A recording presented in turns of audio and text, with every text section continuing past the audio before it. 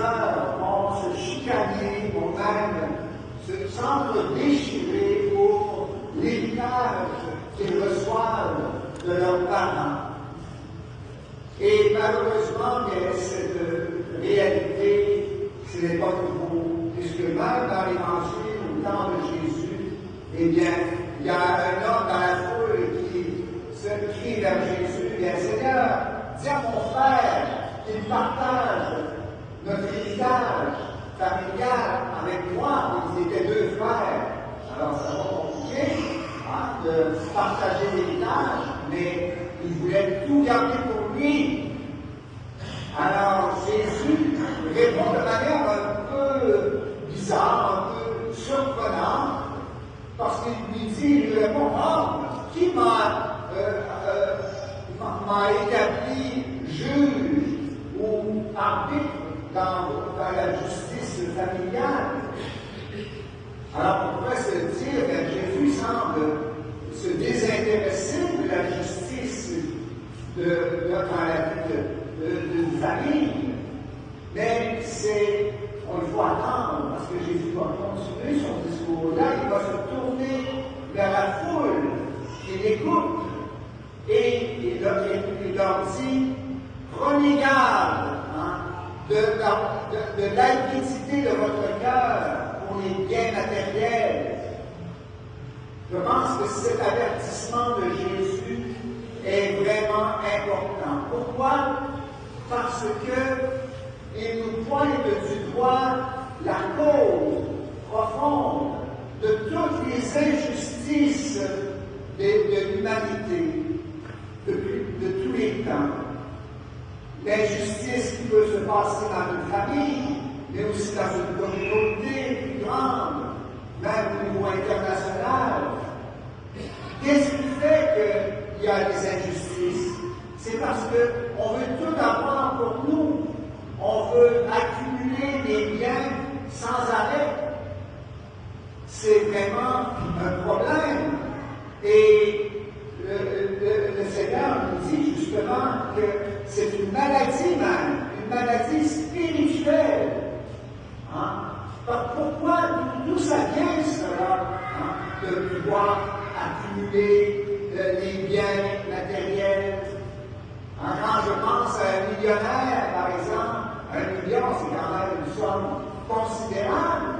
Eh bien non, il ne se contente pas de son million, le millionnaire. Il veut en avoir plus, toujours plus. À 20 millions, c'est 2 millions.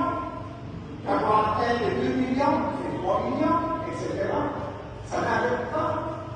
Et ça vient justement de cette maladie spirituelle qui est, au fond, la peur. La peur de manquer du nécessaire. La peur de l'avenir. La peur de souffrir. Alors, qu'est-ce qu'on fait pour se préserver de ces peurs-là?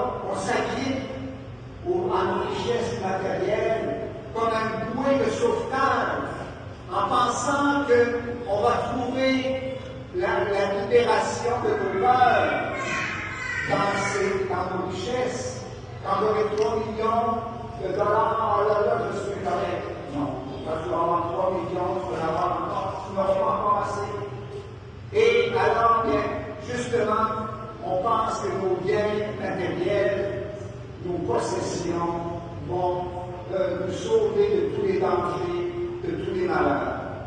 Et Jésus nous dit dans l'Évangile aujourd'hui, frères et sœurs, nous sommes dans l'illusion si nous croyons cela, parce que les biens matériels, les richesses, quelles qu'elles soient, elles nous enferment en nous-mêmes, au lieu de nous ouvrir aux autres. Et vous savez, l'abondance ne dépend, nous ne trouverons pas la guérison là-dedans, dans l'abondance matérielle. Le vrai problème, frères et sœurs, savez-vous, qu'est-ce qu'il est? Ce n'est pas d'avoir des richesses, d'avoir des possessions, c'est d'être possédé par nos richesses, de manière que nous perdons notre liberté de partager avec nos frères Et ça nous enlève aussi la paix du cœur. C'est un grand cadeau, cela. Et quand on l'a plus, parce qu'on met notre paix, on la loge dans les biens matériels, et bien là, on est vraiment perdu. Et Jésus vient justement pour nous secouer un peu et nous donne une parabole aujourd'hui. La parabole de l'homme riche, qui illustre bien notre problème. Cet homme est un bon agriculteur, probablement parce qu'il y a des récoltes surabondantes. Et là, il se dit, qu'est-ce que je vais faire avec tout ça? Mes greniers sont trop petits. Eh bien, je vais en construire des plus grands, et je pourrai avancer justement pour ma sécurité dans l'avenir. Je pourrai me reposer enfin. Mais non, c'est pas ça. Et le Seigneur va essayer de le secouer en lui faisant voir t'es fou, parce que ce soir même, on va te redemander ta vie. Qu'est-ce que tu auras accumulé? À qui ça va aller?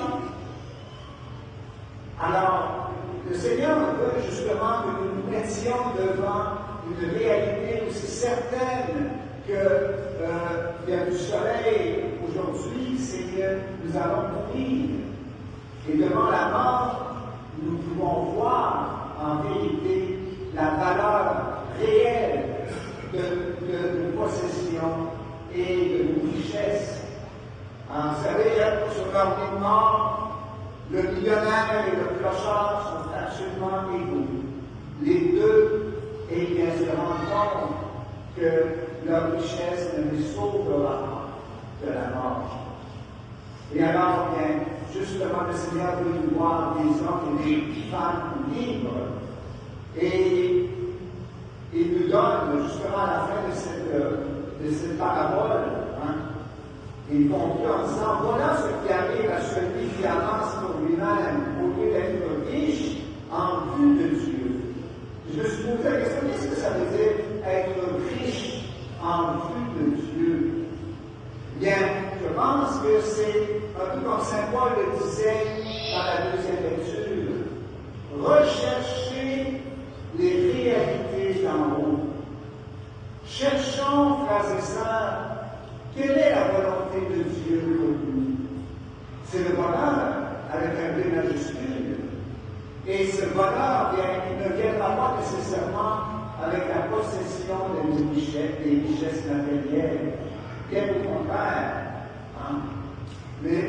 Et selon la volonté de Dieu, bien c'est justement que nos richesses nous sont données pour pouvoir aider les autres qui sont plus en difficulté que nous, pour les aider. Et c'est l'amour qui va rendre notre cœur heureux, qui va nous donner la paix profonde. Alors, c'est de cette manière que nous deviendrons riches de Dieu, riches pour Dieu. Justement, si nous savons aider les autres et